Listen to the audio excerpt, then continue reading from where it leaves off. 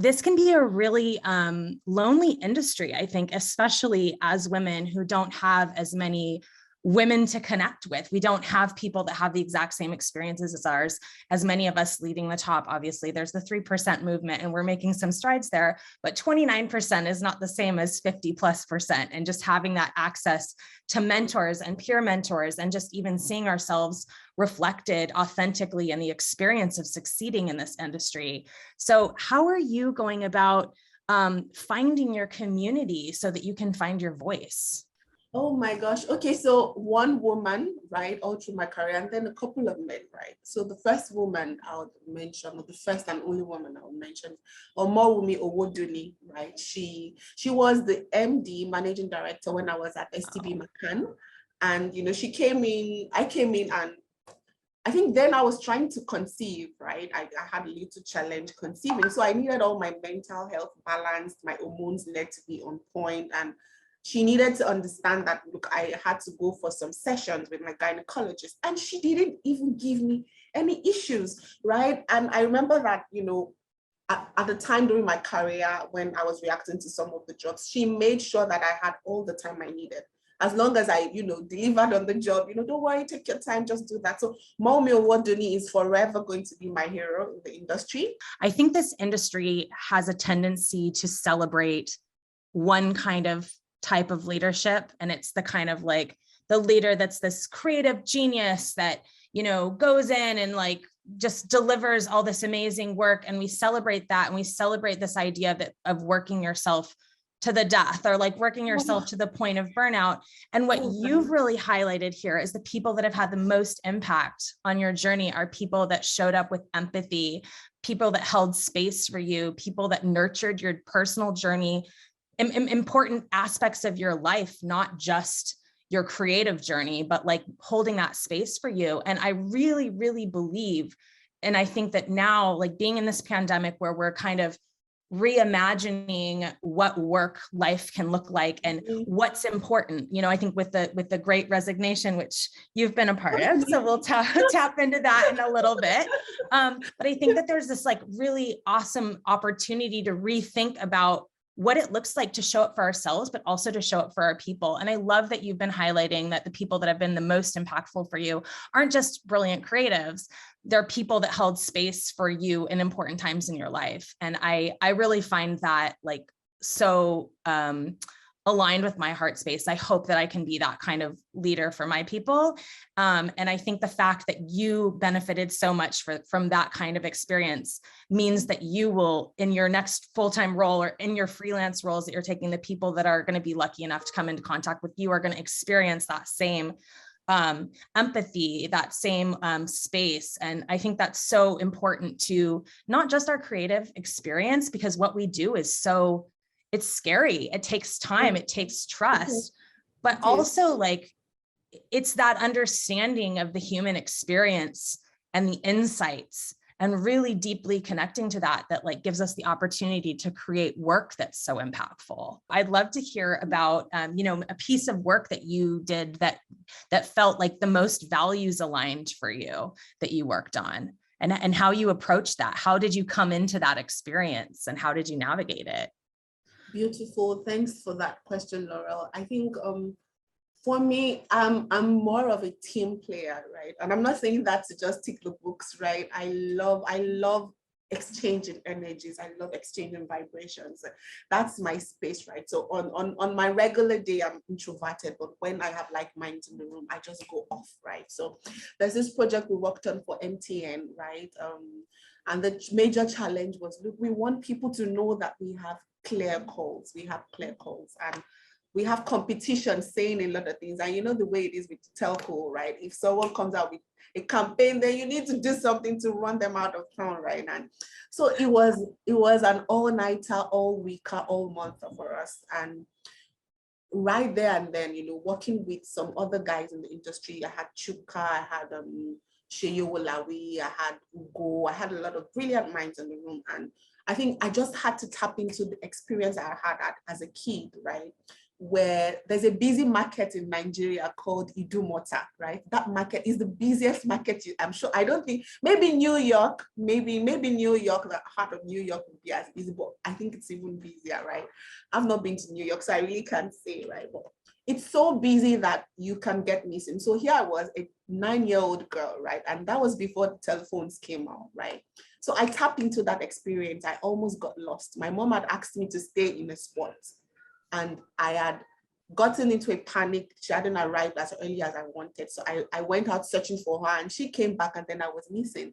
But thankfully, right, in Nigeria, they say it takes a village to raise a child. So you had a lot of people say, oh, you stay here, whose child is this? And then I was found, right? And I just tapped into that period to say, imagine if I had had a telephone on me, if I'd had a mobile phone on me, right? It wouldn't have been as hard. My mom would just call me, where are you? I'm on my way back. And or if there was a way she could just talk to me and I could cut through the clutter of the noise of the people and that was where the idea for the blind bride came, you know, where the way we executed it, yes, was to solve the problem. Look, you know what?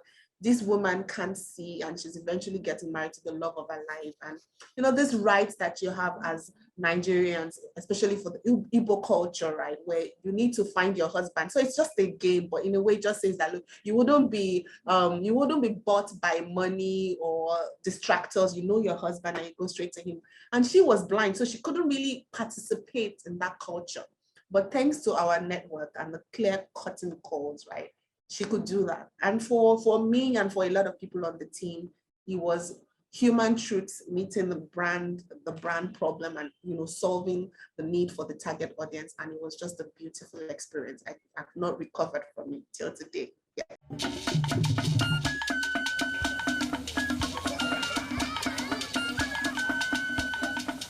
Are you sure you want to do this? Adam, go and bring us your husband. Okay, hello baby. We're in this together, okay? Can you hear me? Keep coming forward. Wait, stop. You okay, lean to your right. Keep walking down, keep walking to the left, yes. You're almost here. Keep going. You are here. Wow, you did it. I'm just so glad I didn't have to use my cane to do this. And I am so glad no other man got you before me. Let me be your eyes. Oh my gosh, I've got chills listening to that story. I loved that piece. And I'm so glad that we're getting the chance to chat a little bit about that. I think what's so powerful there is you were able to not just tell this really beautiful, like visceral experience, because you see what's happening. And once it clicks that she's blind and she's following her husband's voice, like through the call, and she's able to participate in this cultural experience that's so important. And not only were you telling an inclusive story and a story that's authentic to Nigerian culture, but you were able to use your own personal experience to tap into that in a really unique way. And I think that that's so beautiful. And you see really the magic that happens when creatives get to tap into their authenticity. What's a typical day in the life of a Sims creative director like? Well, I will say that it is a really different kind of job than I've had before. Like some aspects are really, some aspects feel like, yes, I think you're speaking about the Bretman Rock campaign that we just launched. Yeah, that's like the most traditional campaign that we have launched as of recent, since I've been there. One of the first live action shoots that I worked on at EA. Yeah. But we have I think one of the benefits, and I'll say it's also a benefit and a challenge, is at EA, we have marketing and creative as a part of kind of like sits with the marketing team. And we also have obviously like our studio team who makes the game, right? And so we're kind of in this two in a box situation where we have a leader counterpart on the game side. For every person that's sitting on the marketing side, we have a counterpart on the game side, which, keeps us honest. They know the game inside out. They know the limitations. And then we on the marketing side know, we know deeply the insights. We know our audience. We know the audience that we want. And I think that there's always that like inherent tension between who our core audience is today and like who we want to bring into the game and the experience of the Sims brand. Yeah. So for us, like one, I have amazing colleagues in the insights. We have like amazing insights, people that are baked into at EA. I work with brilliant strategists who care a lot about what's happening in the world and are able to tie, experiences that like a particular segment of the audience are having during COVID and like acknowledging what's happening there.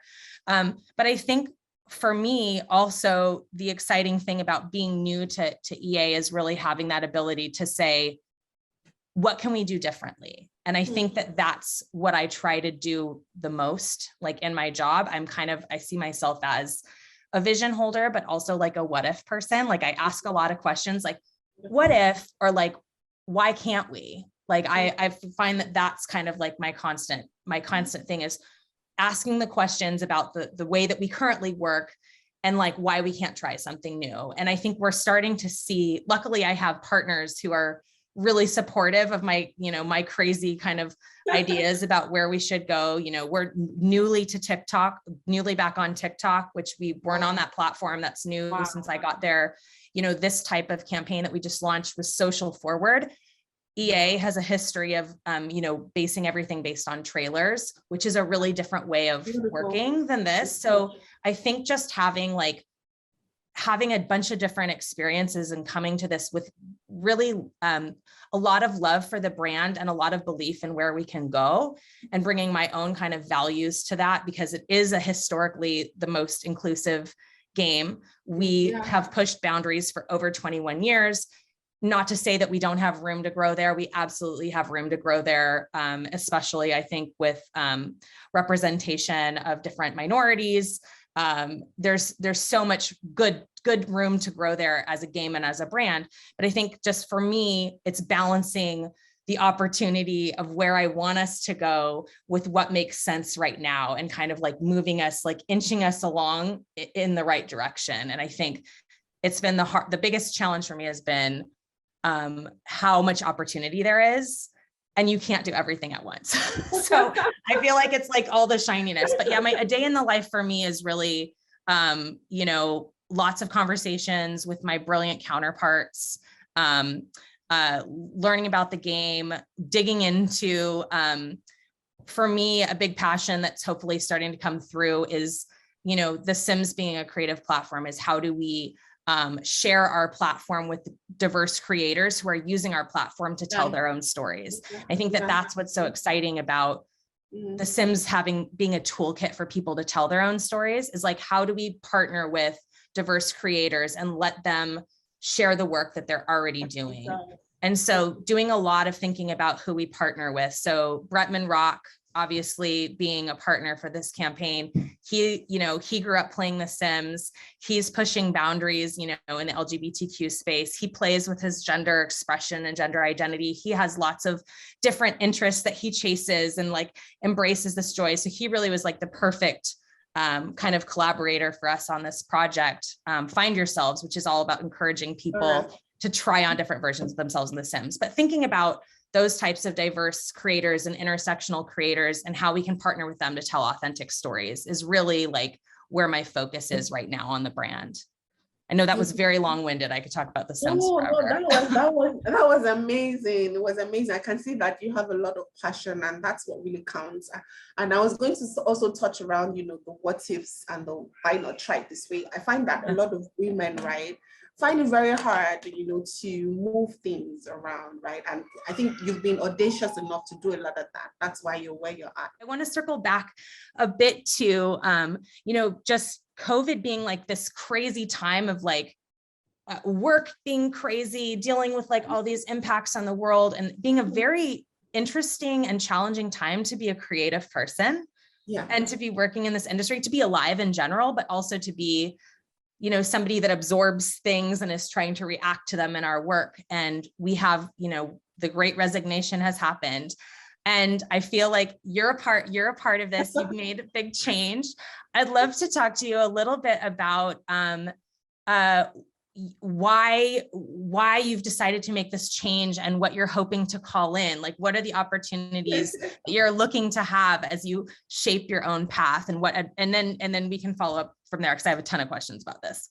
Just getting too excited. I love your questions. It gets me talking. I love your questions. I think for me, right, my faith plays a very huge role in my life. Like, I'm a very faithful person, and so I got to a place where even before I take up a job or I take up a new role, I would pray about it, go talk to God and all that, right? So I had gotten to a place in my career. My bosses are wonderful. In fact, it was like, why are you going? Do you need more money? Would you? I said, no, I just feel it's time for me to move, right?